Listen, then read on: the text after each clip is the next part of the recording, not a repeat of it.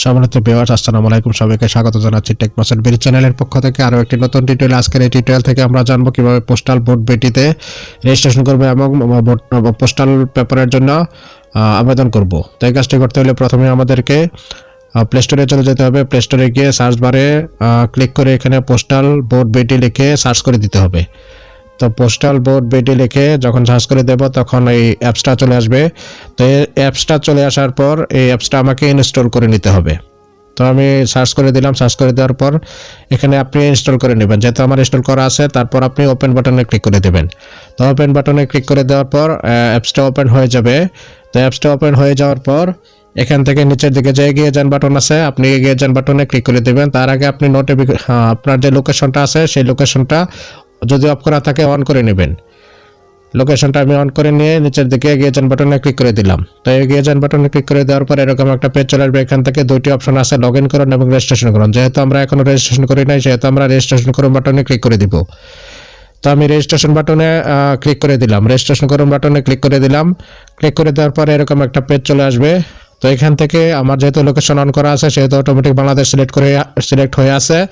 আপনারা যারা প্রবাসে অবস্থান করছেন তারা এখান থেকে আপনার যে দেশ আছে সিলেক্ট করে দিতে পারেন, অথবা আপনার লোকেশন যদি অন করা থাকে তাহলে অটোমেটিক আপনার সেই দেশ সিলেক্ট হয়ে যাবে।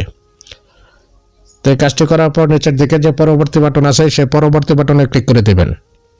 তো পরবর্তী বাটনে ক্লিক করে দেওয়ার পর যেহেতু আমি বাংলাদেশ থেকে করতেছি, বাংলাদেশ থেকে বর্তমানে আইবাস প্লাস প্লাস যেসব সরকারি চাকরিজীবী আছেন যারা নিজ জেলার বাইরে অবস্থান করতেছেন এবং যারা আনসার বিডিবি আছেন তাদের ক্ষেত্রে এটা প্রযোজ্য। পরবর্তীতে হয়তো অন্য সরকারি চাকরিজীবী আছে যারা, তাদের জন্য নির্দেশনা মোতাবেক আপনারা কাজ করবেন। আপনাদের দপ্তর থেকে একটা নির্দেশনা দেবে, সেই নির্দেশনা মোতাবেক আপনারা কাজ করবেন। তো যেহেতু আমি নিজ এলাকার বাইরে আছি এবং আমি আইবাস প্লাস প্লাসের একজন সরকারি চাকরিজীবী, সেহেতু আমি আইবাস প্লাস প্লাস সরকারি চাকরিজীবী এইখানে আমি ক্লিক করে দিলাম।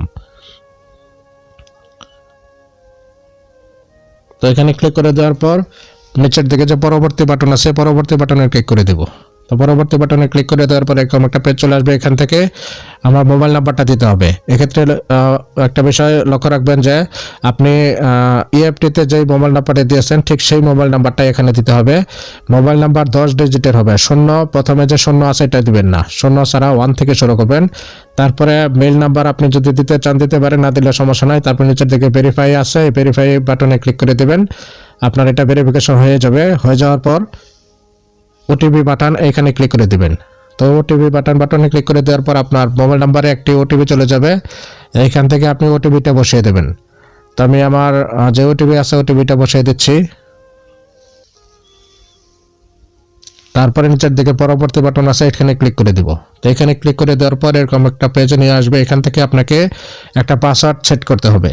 আপনি যে মোবাইল নাম্বারটা দিয়েছেন সেই মোবাইল নাম্বার লিখবেন। মোবাইল নাম্বার লেখার পর আপনি একটা পাসওয়ার্ড সেট করবেন। পাসওয়ার্ডের ক্ষেত্রে অবশ্যই বড় হাতের, ছোট হাতের, সংখ্যা এবং সিম্বল সবগুলি লিখতে হবে, সবগুলি দিতে হবে। এটা দিয়ে আপনি একটা পাসওয়ার্ড নির্বাচন করবেন। তারপরে স্ক্রল করে নিচের দিকে আসবেন। নিচের দিকে আসার পর আপনি এই বক্সের মধ্যে আবারও যে পাসওয়ার্ডটা এখন দিয়েছেন সেই পাসওয়ার্ডটা হুবহু একই পাসওয়ার্ড এখানে আবার লিখবেন। লেখার পর আপনি আবারও নিচের দিকে স্ক্রল করে চলে আসবেন। তো নিচের দিকে স্ক্রল করে চলে আসার পর এই যে লেখাগুলি আছে এগুলি পরে আপনি সবগুলিতে আপনি টিক মার্ক দিয়ে দিবেন। তো আমি সবগুলিতে টিক মার্ক দিয়ে দিচ্ছি। টিক মার্ক দিয়ে দেওয়ার পর নিচের দিকে যে জমা দিন বাটন আছে জমা দিন বাটনে ক্লিক করে দিবেন। তো জমা দিন বাটনে ক্লিক করে দেওয়ার পর নিচের দিকে লগ ইন বাটনে ক্লিক করে দেবেন।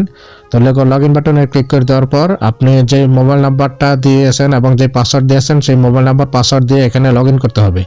লগ ইন করার পর এখানে নিবন্ধন করুন এখানে ক্লিক করে দেবেন। নিবন্ধন করুন বাটনে ক্লিক করে দেওয়ার পর এরকম একটা ভিডিও আসবে। এটা আপনি দেখতেও পারেন অথবা যখন নিচের দিকে পরবর্তী বাটনটা আসবে এখানে ক্লিক করে দেবেন। পরবর্তী বাটনে ক্লিক করে দেবেন। পরবর্তী বাটনে ক্লিক করে দেওয়ার পর আপনার এনআইডি কার্ডের ছবি তুলতে হবে। তো এনআইডি কার্ডটা রেখে আপনি ছবি তুলুন এখানে ক্লিক করে দেবেন। ক্লিক করে দেওয়ার পর এরকম আপনার এনআইডি কার্ডের তথ্য আসবে। তারপর আপনাকে সেলফি ওঠাতে হবে। সেলফি ওঠানোর সময় আপনার নির্দেশনা দেবে, ডানে করুন, বামে করুন, হাসুন কিংবা চোখের পলক ফেলুন। নির্দেশনা মোতাবেক আপনি কাজ করবেন এবং আপনি আপনার ছবিগুলি ওঠানো শেষ করলে নিচের দিকে পরবর্তী বাটনে ক্লিক করে দেবেন। তো পরবর্তী বাটনে ক্লিক করে দেওয়ার পর আপনার এখান থেকে সেলফি ওঠাতে হবে। তো সেলফির ক্ষেত্রে একইভাবে আপনি নির্দেশনা অনুসরণ করে আপনি সেলফিটা উঠাবেন। তো সেলফিটা ওঠানোর পর আপনি ছবি তুলুন বাটনে ক্লিক করে দেবেন। তো এখানে ক্লিক করে দেওয়ার পর আপনার আপাতত কাজ শেষ হয়ে যাবে। পরবর্তীতে আপনার এই যে এনআইডি কার্ডের যত তথ্য আছে এগুলি আপনার দেখতে পাবেন। তারপর নিচের দিকে আবেদন বাটনে ক্লিক করে দেওয়ার পর আপনি এখানে আপনার যে পোস্টাল ব্যালট যেই ঠিকানা যাবে সেই ঠিকানাটা এখানে লিখতে হবে। অবশ্যই ইংরেজিতে লিখবেন, সেই ঠিকানাটা লিখবেন, জেলা সিলেক্ট করবেন, উপজেলা সিলেক্ট করবেন এবং যে পোস্ট অফিসে যাবে সেই পোস্ট অফিসের যে পোস্ট কোড আছে সেটা অবশ্যই আপনাকে লিখতে হবে। তো সবগুলো ঠিকঠাক থাকলে পরবর্তী তারপরে ঠিক আছে বাটনে ক্লিক করলে আপনি অল্প কিছুক্ষণের মধ্যেই আপনি একটা নোটিফিকেশন পেয়ে যাবেন। তো এইভাবে আপনি আপাতত কাজটা করবেন এবং পরবর্তীতে লগ ইনের মাধ্যমে আপনি আপনার সকল তথ্য জানতে পারবেন। আশা করি উপকৃত হয়েছেন। ধন্যবাদ সবাইকে। আসসালামু আলাইকুম রহমতুল্লাহি ওয়া বারাকাতুহু।